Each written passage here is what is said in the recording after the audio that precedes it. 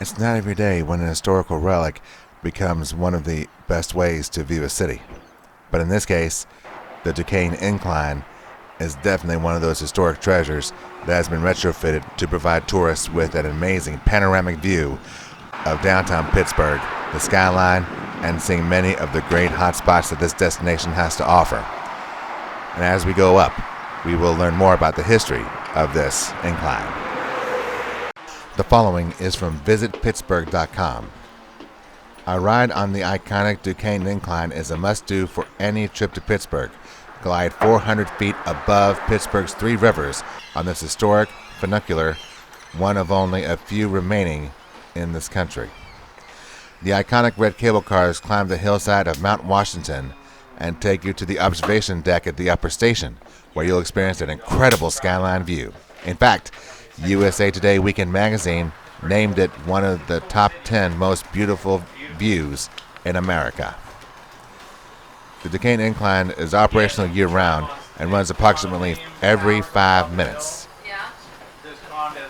Hours and fees subject to change, but on this particular day, the fee was $5 round trip per person, and it had to be exact change only. We will talk more about the history of the incline on the way down. Right now, let's enjoy the views. And we passed the car going down.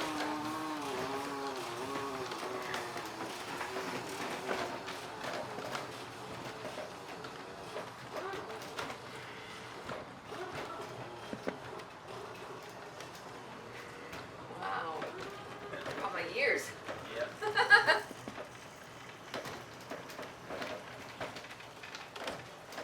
City of Bridges. Wow. I think it's the most bridges in one city in the whole United States. Actually, I think maybe the world. I can believe that. Yeah, I think they have 440 bridges in the city. Wow.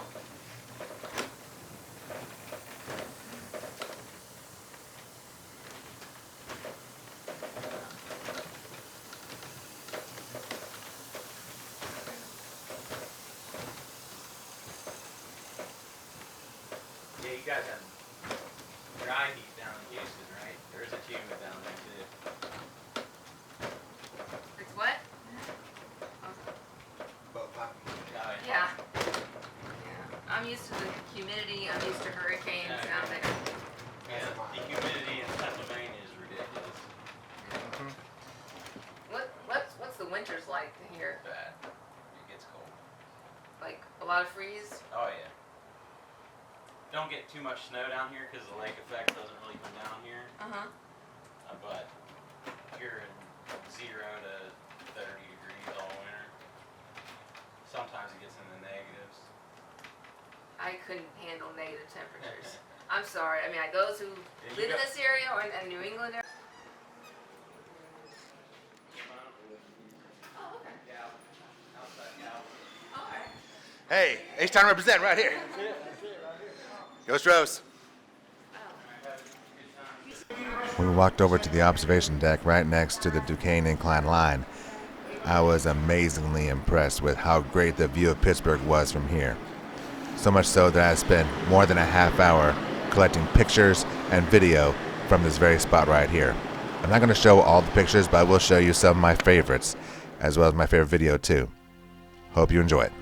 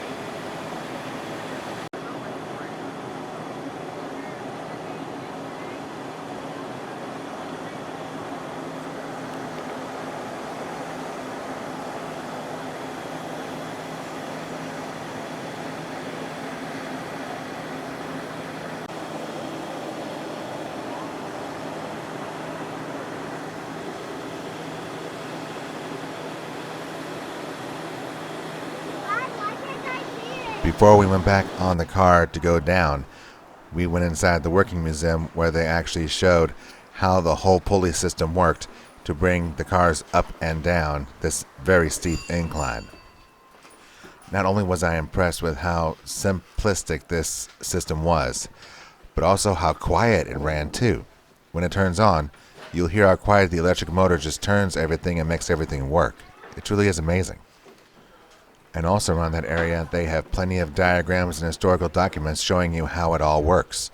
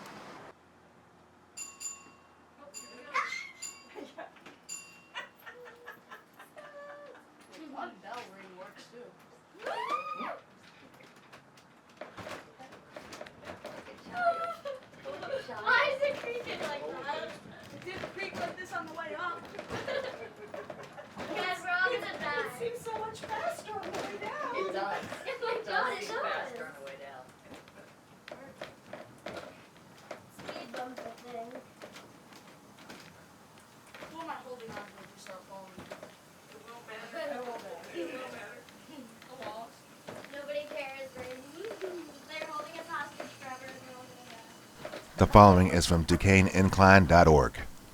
The Duquesne Incline is one of those which follows very closely the tracks of an early coal hoist. Old newspapers indicate the existence of such a conveyance as early as 1854.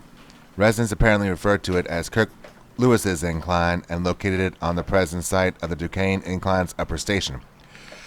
Grandview Avenue was then the High Street, and the area was just beginning to be converted from farmland to home sites. This pleasantly situated acreage was an excellent area to absorb some of the expanding population of the city, but the problem of easy access was still to be solved. Although plans for a freight and passenger incline are known to have existed much earlier, financial backing was exceedingly hard to find, even the modest sum of $47,000, and actual construction was delayed. Eventually, of course, difficulties were overcome and the incline was built, opened to the public on May 20th, 1877. The Duquesne Incline was the first Pittsburgh incline designed and built by Samuel Dasher for Kirk Bingham and Associates. Mr. Dasher, an engineer, had become the country's foremost builder of inclines. He was also to design and build most of those that followed. At the time of its public opening, it was one of 4 incline planes serving the summit of Coal Hill, which later became known as Mount Washington. The Duquesne Incline was operated from 1877 until 1962 by the Duquesne Incline Plane Company. From 1964 to the present, the incline has been operated by the Society of the Preservation of the Duquesne Heights Incline. It has been owned by the Port Authority of Allegheny County. Facts: open to the public May 20th, 1877. Cost to build $47,000. Length of track 794 feet. Elevation 400 feet. Grade 30.5 degrees. Speed 6 miles per hour. Passenger capacity 18 people per car. If there is a better way to view Pittsburgh, I do not know it. The Duquesne Incline is just a fantastic way to see a great city with a ton of beautiful views. Make sure you take the ride up when you visit Pittsburgh. Y'all take care, God bless, and enjoy the ride.